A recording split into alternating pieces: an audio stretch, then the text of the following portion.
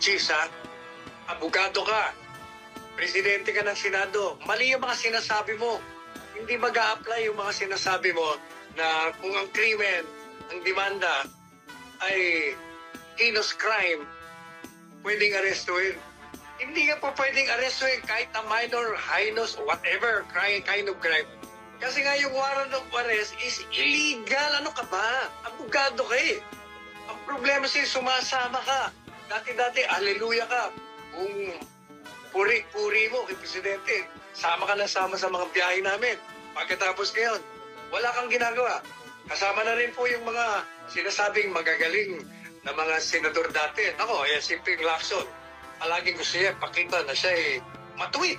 Matuwid ka pala Bakit hindi ka nagsasalita laban sa illegal na pag-aaresto at pag-kidnap kay Presidente Duterte? Ikaw din. Isa pa ito, traitor ito. Si tutol ang Pilipino. Ginagabi niya tutol. Yan ang bagay, tutol ang Pilipino. Wala niya na kung sino yun. Hindi sila nagsasalita. Alam na nga nila na illegal, mali. Jesus Maria Joseph naman. Ang sarap pungtugin ng mga ulo niya. Samantala pera daw ang nakikitang dahilan sa maagang pag-aresto ng ICC. Kay Tatay Digong, ito po pakinggan natin ang balita mula sa SMNI News. Pera ang nakikitang dahilan ng isang international relations scholar sa mabilis na paglabas ng warrant of arrest laban kay dating Pangulong Rodrigo Duterte. Si MJ Mondihar sa report. Bawas ang budget ng International Criminal Court o ICC ngayong 2025 matapos tapesan ang oversight body nito. Yan ang buod ng report ng Courthouse News Service dito nakaraang Disyembre na nagdetalye sa pagpupulong ng mga kasapi ng Assembly of State Parties na bumubuo sa Rome Statute. Sa report, nasa 195 million euros lang ang naprobahang budget ng ICC ngayong taon mula sa 202 million euros na kanilang hiningi. Pinuna rin ng ICC dahil sa 12 investigasyon na kanilang inulunsad, wala ni isa ang nauwi sa trial. During the budget deliberation, kinriticize sila ng Assembly of State. Sabi, may investigation kayo ng 12 countries, pero hanggang ngayon, after ng December ng pagbibigay sa kanila ng budget, wala namang kayong trial in process. Anong ibig sabihin yan?